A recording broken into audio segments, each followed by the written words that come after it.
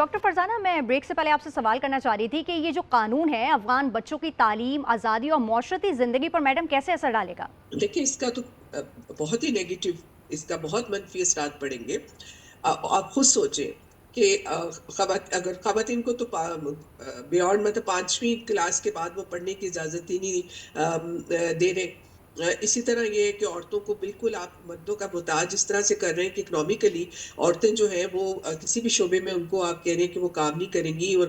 ان کو اس کی اجازت نہیں ہوگی۔ تو آپ خود سوچیں کہ اس معاشرے کا کیا حال ہوگا۔ ایک طرف تو آپ عورتوں کو چاہتے نہیں ہیں کہ وہ جا کے کسی میل ڈاکٹر کو دکھائیں، دوسری طرف آپ عورتوں کی ایجوکیشن کے اوپر پابندیاں لگا رہے ہیں۔ کل کو نہ کسی اگر کوئی فیمیل ڈاکٹرز ہی نہیں ہوں گی تو ان عورتوں کا کیا ہوگا جن کو میڈیکل اسسٹنس کی ضرورت ہوگی۔ اسی طرح آپ دیکھیں کہ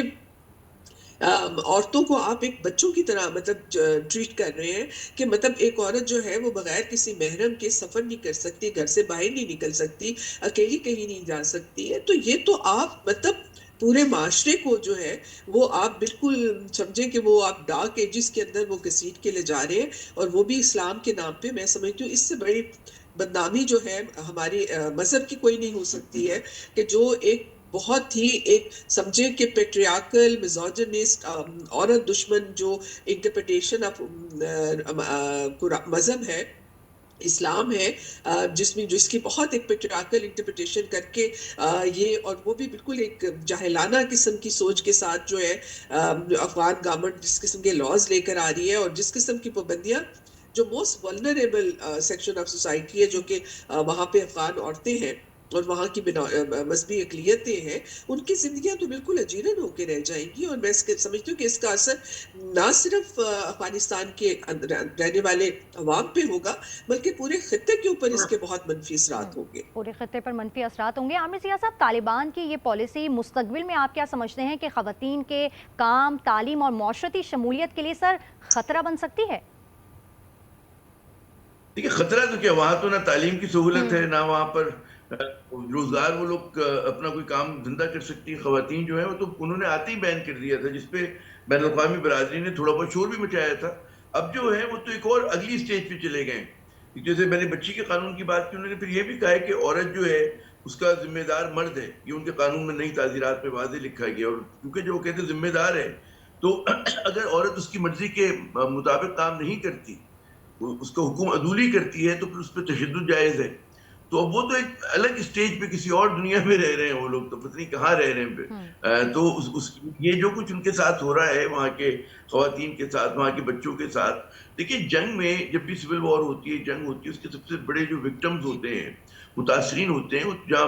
مرد بھی ہوتے ہیں جو مرتے ہیں یا زخمی ہوتے ہیں، لیکن سب سے زیادہ خواتین اور بچے ہوتے ہیں،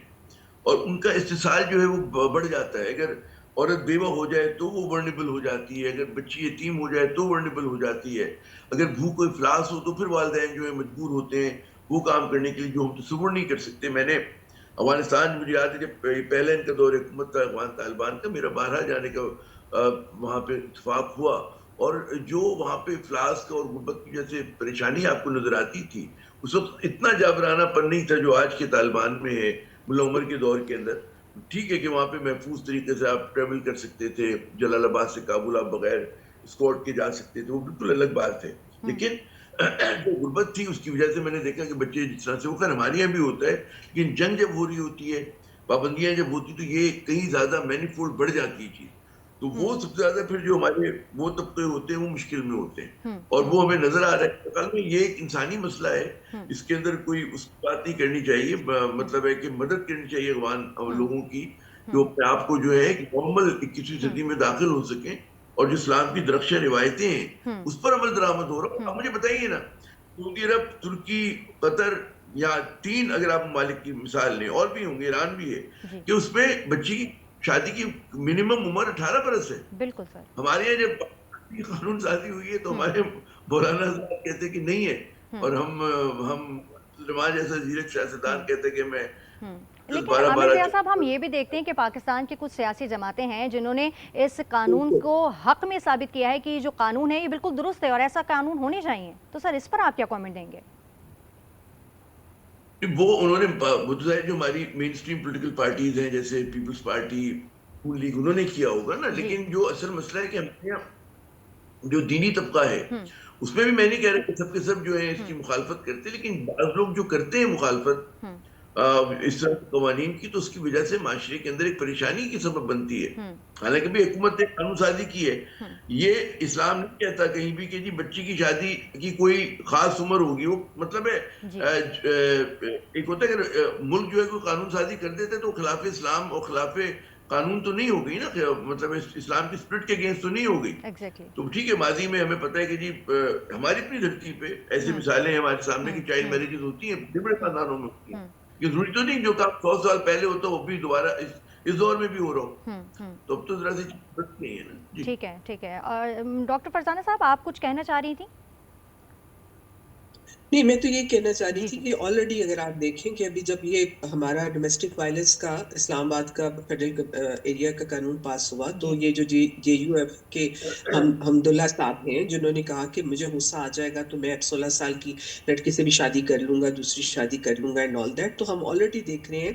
کہ جو افغانستان کے اندر جو بہت ایک ڈیکاڈنٹ اور بہت کنزرویٹیو دقیانوسی جو انٹرپریٹیشن آف اسلام کو لے کر جو وہاں ملا بیٹھے ہوئے ہیں، وہ جو افغان،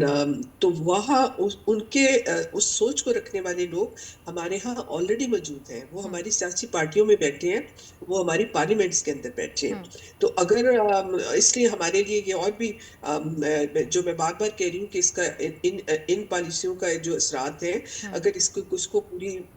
انٹرنیشنل کمیونٹی اس کو کنڈیم نہیں کرے گی اور اس کے اوپر کوئی ایکشنز نہیں لیا جائے گا، افغان گورنمنٹ کے اوپر کوئی سینکشنز نہیں لگیں گی، تو ظاہر ہے کہ پھر اس کے اثرات جو ہیں وہ ہمارے ہاں بھی ہوں گے، کیونکہ ہمارے ہاں یہ مائنڈ سیٹ چاہے مینورٹی میں ہے، اکثریت میں نہیں ہے، لیکن یہ موجود ہے. اس لیے اس کو ابھی سے اس کے اوپر اس کو کنڈیم کرنا اور اس کو وائڈلی افغان گورنمنٹ کی یہ جو پالیسیز ہیں، یہ جو نئے لاز آ رہے ہیں، اس کو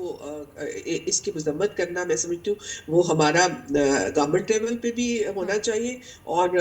سول سوسائٹی کے لیول پہ بھی ہمیں اس چیز کو کنڈیم کرنا چاہیے، اور ہمیں اپنے آپ کو جوڑنا چاہیے کہ جو افغانستان کے اندر جو وہاں پہ ہیومن رائٹس کمیونٹی ہے اور جو جی وہاں کے جو سٹیزن بالکل اسی سے رائٹس ریلیٹڈ ہیں، میں ان کے ڈاکٹر ساتھ اپنے فرزانہ آپ آپ کو سے سوال جوڑنا کرنا چاہیے. چاہ رہی تھی کہ افغان خواتین اور بچیوں کے حقوق کی جو تنظیمیں اس قانون کے خلاف کیا اقدامات کر سکتی ہیں؟ دیکھیں، بات یہی ہے کہ وہاں پہ اتنی ڈپریشن ہے کہ وہاں پہ جو بھی آواز اٹھاتا ہے اس کے ساتھ جس طرح کا سلوک کیا جاتا ہے، اور ہم یہ دیکھ رہے ہیں کہ جو افغان اس وقت جو افغان ڈائسپورا ہے، جو افغانستان سے لوگ باہر رہ رہے ہیں، یورپ میں رہ رہے ہیں یا کسی اور ریجن میں رہ رہے ہیں، وہاں سے تو یہ آوازیں اٹھ رہی ہیں. لیکن افغانستان کے اندر سے بھی میں سمجھتی ہوں بڑے با ہمت ہے خواتین، وہ اندر سے بھی آواز اٹھاتی ہیں، لیکن اس کا جو خمیازہ ان کو بھگتنا پڑ رہا ہے وہ بہت ہی جو ہے تکلیف دہ ہے. اس لیے کہ اور بھی ضروری ہو جاتا ہے کہ جب کوئی حکومت اتنی ظالم اور اتنی ریپریسو ہو جائے تو پھر جو ہیومن رائٹس کمیونٹی ہے، جو دوسرے ملکوں سے جن کا تعلق ہوتا ہے، چاہے وہ نیبرنگ کنٹری کی ہے یا انٹرنیشنل ہے، ان کو ان چیزوں کے اوپر بھی آواز اٹھانی چاہیے تاکہ ان لوگوں کو کوئی جو ہے وہ ایک سولیڈیرٹی جو ہے وہ دکھانی چاہیے، اور حکومت کے اوپر جو ہے افغان حکومت کے اوپر پریشر ڈلوانا چاہیے کہ وہ کم از کم اس طرح کی ان ہیومن جو وہ کام کر رہے ہیں اس سے وہ پیچھے ہٹیں. اور اس کے اندر جو ہے مطلب ہے آپ اگر ہمیں ڈیبیٹ کو آگے لے کے جانا ہے تو اصل بات یہ کہ جی جو پاکستان کے علماء ہیں ان کو ایک اپنا کردار ادا کرنا چاہیے تو اپنے معاشرے کے اندر کہ جی ہمارے یہاں جو ہے بچیوں کا اگر اس طرح کا ایکسپلوئٹیشن ہوتا ہے یا عورتوں پہ تشدد ہوتا ہے کسی قسم کا کہ وہ ختم ہونا چاہیے. اور جب آپ ایک مثال سیٹ کریں، ظاہر کی جو دیگر OIC کے ممالک ہیں ان میں سے بعض ممالک کا بہت زیادہ ایک کلاؤٹ ہے، افغانستان کے لوگ ان کو دیکھتے ہیں، سعودی عرب کی جیسے اگر میں بات کروں تو وہ لوگ بھی اس چیز کو کیٹیگورک کہہ سکتے ہیں کہ جی مطلب یہ چیز جو ہے یا کم از کم آپ یہ کہتے ہیں کہ جی جو وہاں پر قانون سازی ہوئی ہوئی آپ اس کو فالو کر لیں شادی کے حوالے سے، کیونکہ وہاں 18 برس ہے تو یہ چیز ہوتی ہے. ظاہر کہ دیکھیں یورپ کیا دلچسپی ہے، بھارت کی تم کئی بار بات کرتے ہیں، یورپ کو کیا ہے سب دلچسپی ہے، یورپ کے تو اپنے مسائل ہیں اور وہ ٹھیک ہے لپ سروس بھی رہیں گے تو وہ کوئی افغانستان پہ اثر نہیں ڈال سکیں گے کیونکہ افغانستان پہلی پابندیوں کا شکار ہے اور وہاں پہ ان کا ایک کلاؤڈ لیوریج کے طور پہ آپ اپنی کسی چیز کو منوا سکیں. تو افغانستان آئسولیٹڈ بیٹھا ایک اپنی دنیا میں ہے، وہ تو کسی اور ملک کا اس کے اوپر اتنا وہ نہیں ہے، کلاؤڈ نہیں ہے. پاکستان کا ہوا کرتا تھا تو ہم نے بھی تجارت بند کی ہوئی ہے اور افغانستان اس کے باوجود چل ہی رہا ہے اور ٹوٹا پھوٹا چل ہی رہا ہے، تو آپ اس پہ اب باہر سے انفلوئنس کرنا بہت مشکل ہوگا اس کو. اچھا جی. ڈاکٹر فرزانہ صاحبہ، آخر میں آپ سے سوال کرنا چاہوں گی کہ کیا آپ سمجھتی ہیں کہ انسانی حقوق کو اب ایک سیاسی ہتھیار کے طور پر استعمال کیا جا رہا ہے دنیا بھر میں، ہم دیکھ رہے ہیں؟ دیکھیں سیاسی حقوق کو تو بلکہ اس کی جو وائلیشنز ہیں اس کے اوپر جو ایک خاموشی ہے، میں سمجھتی ہوں کہ وہ ایک ہے، خاموشی ایک ہتھیار ہے نا. ظاہر ہے کہ سیکنڈ ورلڈ وار کے بعد جو ایک طرح سے انٹرنیشنلی جو کنونشن بنے، ہیومن رائٹس کا کنونشن بنا، لوگوں نے منیمم ہیومن رائٹس سٹینڈرڈز کے اوپر پوری دنیا نے ایگری کیا کہ کیا سٹینڈرڈز ہیں. اس کے اندر ظاہر ہے سلیوری کو جو ہے اس کو ایلیگل قرار دیا گیا، اس کے اندر سرٹن ایج جو ہے اڈلٹ ہوڈ کی ایج مقرر کی گئی ہے اس کے، اور ہم سب لوگ اس کے سگنیٹری ہیں تمام دنیا کے ملک. وہ اب ایشو اس وقت یہ ہے کہ کس طریقے سے اب کوئی اس طرح کی اکاؤنٹیبلٹی نہیں ہے. کوئی بھی ملک جو ہے وہ ان سارے ہیومن رائٹس کی وائلیشنز ہو رہی ہیں. پہلے آپ نے دیکھا کشمیر میں تو ہو ہی رہی تھی، پھر اس کے بعد اب پیلسٹائن میں خاص طور پہ غزہ میں جو کچھ ہوا ہے اس کے اوپر جس قسم کی خاموشی ہے، افغانستان میں جو وائلیشنز ہو رہی ہیں اس کے اندر جس طرح کی خاموشی چھائی ہوئی ہے. اسی طرح ابھی امریکہ نے جس طرح سے جا کے لیٹن امریکہ میں وہاں سے وہاں اٹھا کے لے آئے ہیں وہاں کے پریزیڈنٹ کو، اور اس کو مطلب کوئی رول آف، میں سمجھے کہ کوئی انٹرنیشنل جو ہیومن رائٹ سٹینڈرڈز ہیں وہ ان کی وائلیشن ہو رہی ہے، اور ان کی کسی کی کوئی اکاؤنٹیبلٹی نہیں ہے. کیونکہ جنہوں نے اکاؤنٹیبلٹی کرنی تھی وہ سب کچھ خود ہی وہی تو کر رہے ہیں. اور یو این کا ادارہ بالکل ہمیشہ سے ویسے وہ ناکام رہا ہے، لیکن ابھی تو وہ فلی ایکسپوز ہو گیا. تو اس وقت ایشو یہ ہے کہ یہ جو پوزیشن آف پاور میں جو لوگ ہیں، جو ملک ہیں، جو طبقات ہیں، وہ اس وقت بغیر کسی خوف و خطر کے وہ ایسی سی وائلیشن کر رہے ہیں کہ کوئی بھی انٹرنیشنل کنونشن یا لا جو ہے وہ اس کی کوئی وہ رسپیکٹ نہیں کر رہے ہیں. اور ان کا ہاتھ روکنے والا، ان کے سامنے کھڑے ہونے والی کوئی بھی طاقت اس وقت ہمیں کہیں نظر نہیں آتی ہے. اور لہٰذا جو دنیا میں جو